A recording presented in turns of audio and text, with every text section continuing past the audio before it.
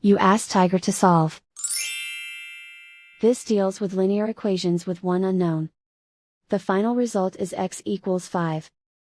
Let's solve it step by step. Simplify the expression. Expand the parentheses. Simplify the arithmetic. Multiply the coefficients. Expand the parentheses. Group like terms. Simplify the arithmetic.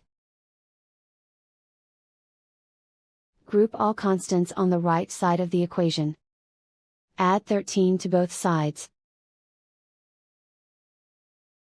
Simplify the arithmetic.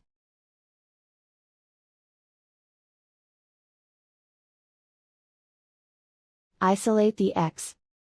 Divide both sides by -14. Cancel out the negatives. Simplify the fraction. Cancel out the negatives. Find the greatest common factor of the numerator and denominator. Factor out and cancel the greatest common factor. And so the final result is x equals 5.